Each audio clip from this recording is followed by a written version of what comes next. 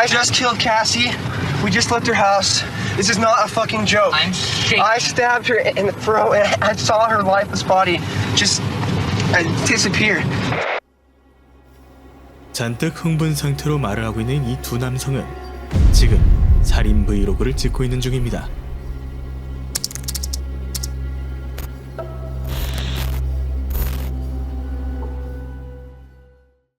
여기 한 소년이 있습니다. 1990년 3월 21일생 브라이언 드레이퍼. 말더듬 증상이 있었던 그는 어려서부터 친구들과 약간의 거리감이 있었다고 합니다.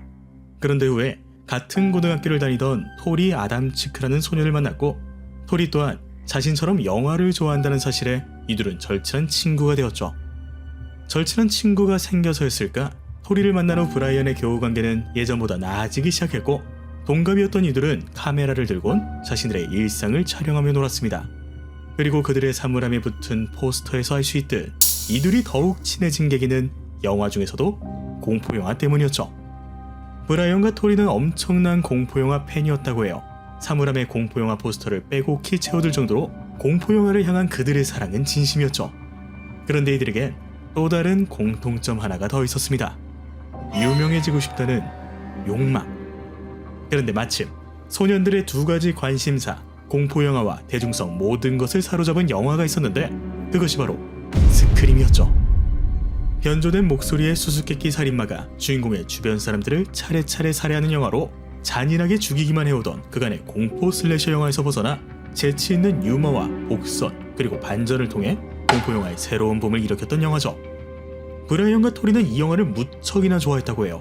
게다가 평소 촬영을 하며 돌아다닐 정도로 영화에 푹 빠져 있었던 그들은 스크림 같은 영화를 만들어 유명해지고 싶었죠. 때문에 결심합니다. 현실판 스크림을 만들어보자. Hello, Cassie. I'm getting you on tape, okay? Say hi, please. Hi. Okay, see ya. Wait, have you seen Tori? He's supposed to meet me here at 7:30, and it's 8:19. He's an hour late. You don't even care, do you? Okay. See ya. I've always wanted to make a mark on the world and stuff. And this is a good way to do it. 그들이 현실판 스크림을 찍기 위해선 배우가 필요했습니다. 정확히는 스크림 첫 장면처럼 그들에게 희생당할 여자 배우였죠. 때문에 브라이언과 토리는 그들만의 가상 캐스팅을 하기 시작합니다. 얘는 어때? 쟤는 어떨까? 어떤 여자애를 우리 영상에 출연시킬까? 그때 베컴이라는 친구에게 연락이 왔죠. 야야야, 내 여친 캐시 알지? 걔네 이모님네 집이 빈다고 해서 놀기로 했는데 너도 올래? 같이 맛있는 거 먹고 영화나 보자. 베컴의 여자친구 캐시조 스토달트. 훗날 변호사가 될 자신의 모습을 꿈꾸며 원만한 교우관계와 책임감 있는 모습을 보여주었던 평범한 고등학생 소녀. 그녀 또한 브라이언과 토리의 캐스팅 보드에 있었죠. 때문에 이둘은 초대에 응합니다.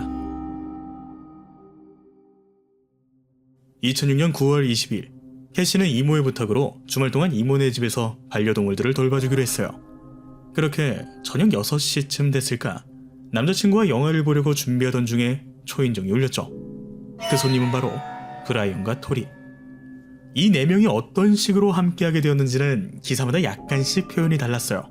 결과적으로는 캐시가 남자친구인 베컴과 친구인 브라이언 토리를 집으로 들여보냄으로써 그들을 초대한 상황인 셈이긴 한데, 캐시가 직접적으로 초대했던 사람은 남자친구인 베컴이었던 것으로 보여요. 그리고 베컴은 자신과 친분이 있었던 브라이언과 토리를 초대했고요. 캐시는 브라이언과 토리와 일면식은 있었지만 그렇게 친한 사이는 아니었던 것으로 추측됩니다. 하지만 앞서 말씀드렸듯 원만한 교우관계를 가졌던 캐시는 친하지 않다는 이유로 놀러온 친구들을 문전박대하는 그런 인물이 아니었기에 여럿이 놀면 더 재밌겠지라는 생각으로 브라이언과 토리를 들여보냅니다. 그렇게 캐시, 베컴, 브라이언, 토리 이 4사람은 함께 거실에 모여 킬빌2를 시청했는데, 브라이언과 토리가 갑자기 일어나선 소리쳤죠. 맞다! 우리 영화관에서 영화 보려고 했는데 깜빡했다. 그리고 이들은 후다닥 집을 떠납니다. 그렇게 얼마나 시간이 흘렀을까? 베컴은 브라이언과 토리가 영화관에 잘 도착했는지 궁금해 전화를 걸었죠. 야, 영화관은 잘 도착했어? 우리 지금 잘 도착했고 여기 조용히 있어야 해. 지금 영화 시작해가지고. 이미 영화를 보고 있어서 그런 걸까? 속삭이는 토리의 목소리는 뭘 말하는 건지 정확히 알 수 없었고, 그때 갑자기 집에 정전이 발생합니다. 창문 너머 흐릿한 빛에 의지한 채 캐시와 베컴은 이리저리 집안을 살피기 시작했는데 얼마 안가 다시 불이 들어왔죠. 그런데 그때 같이 있던 개 한 마리가 자꾸만 지하실을 응시하며 짖기 시작했습니다. 가뜩이나 언제 또 발생할지 모를 정전 때문에 걱정돼 죽겠는데 반려견까지 이러자 캐시는 더욱 당황하기 시작했죠. 이에 남자친구인 베컴이 말합니다. 괜찮아, 너무 걱정하지 마. 너무 불안하면 좀 이따 우리 엄마 올 때 나랑 같이 우리 집에 가 있자. 아니다, 내가 지금 엄마한테 전화해서 상황이 이러니 너랑 같이 있어줘야 할 것 같다고 말해놓을게. 하지만 안타깝게도 베컴의 어머니는 이를 허락하지 않았다고 해요. 게다가 캐시 또한 이모네 반려동물들을 돌봐줘야 한다며 베컴의 제안을 거절했죠. 갑작스러운 정전, 지하실을 바라보며 짖는 개, 어머니의 반대와 캐시의 책임감, 시그널이 자꾸만 꼬여가고 있었습니다. 캐시와 베컴이 이때 더 심각하게 반응했다면 결과가 달라졌을까? 사실 정전이 있기 전 지하실에선 알 수 없는 소리가 들렸었습니다. 그곳엔 영화관에서 영화를 봐야 한다며 떠났던 브라이언과 토리가 있었죠. 장갑과 검은 셔츠, 그리고 작업화 마스크를 쓴 채 칼과 캠코더를 챙긴 브라이언과 토리가 말이죠. 상황은 이러했습니다. 캐시에게 집 소개를 받으며 집안 구석구석을 구경하던 브라이언과 토리는 자신들의 현실판 스크림 촬영을 위해 캐시와 베컴 몰래 지하실 문을 열어두었습니다.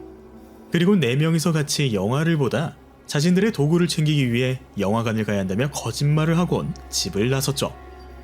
그렇게 살인 도구와 캠코더를 챙긴 브라이언과 토리는 미리 열어두었던 지하실로 잠입했고 캐시와 베컴을 컴컴한 지하실로 유인하고자 일부러 큰 소리를 냅니다.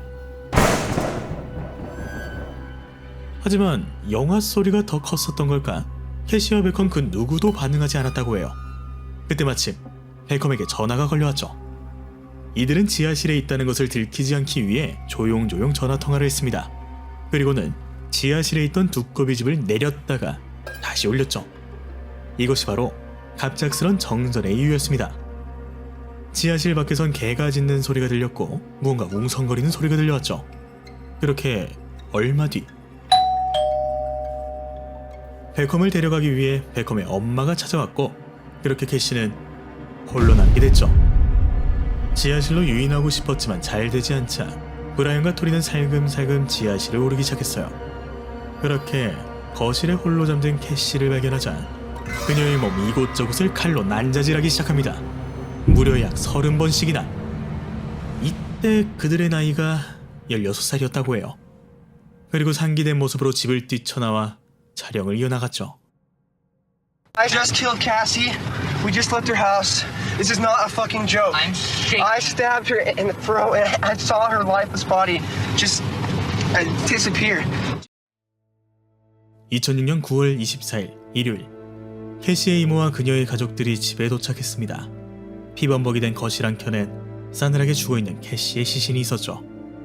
경찰들은 곧바로 캐시의 주변 인물들을 조사하기 시작했고 제일 먼저 캐시의 남자친구 베컴을 체포합니다. 제가 그런 게 아니라니까요. 안 그래도 그날 자꾸만 이상한 일이 있었다니까요. 너가 마지막까지 함께한 건 사실이잖아. 뭘 자꾸 이상한 일이 생겼다는 거야? 그때 너 말고 다른 사람이 누가 있었는데?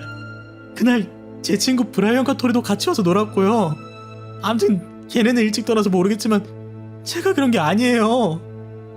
계속된 치조 결과 베컴은 집을 떠난 뒤 알리바이가 있었고 정말 아무것도 모르는 눈치였습니다. 그나저나 브라이언과 토리? 새로운 인물의 등장에 수사관들은 단순 조사차 브라이언과 토리를 따로 불렀죠. 그날 피해자인 캐시와 같이 집에서 영화를 봤다던데 맞습니까? 네, 맞아요. 그런데 저희는 영화관에서 따로 볼 영화가 있어서 먼저 일어났어요. 영화관에서 따로 볼 영화가 있어서 먼저 일어났다. 그리고 영화관에서 베컴의 전화를 받았다. 그 영화 줄거리 좀 말해줄래요? 브라이언과 토리는 말할 수 없었습니다. 그 시각 그들은 영화관이 아닌 지하실에 있었으니까요. 16살 애들이 알리바이를 꾸며봤자 뭐 얼마나 치밀하게 꾸몄겠어요. 이후구 수사관들은 브라이언과 토리가 사용했던 범행 도구와 증거품들을 차례로 확보했고 현실판 스크림을 꿈꾸던 이 두 소녀는 결국 종신형을 선고받습니다. 시간이 지나 브라이언과 토리는 자신들이 저지른 과거 범죄를 매일같이 후회하고 반성하고 있다며 아직까지 항소와 함께 용서를 구하고 있다고 해요. 용서를 해줄 수 있는 사람을 본인들이 살해해놓고 이게 무슨 짓거리인가 싶네요. 공포영화를 현실화시켜 유명해지고 싶었던 정신나간 두 소년의 범죄. 지금까지 스크림 살인마였습니다.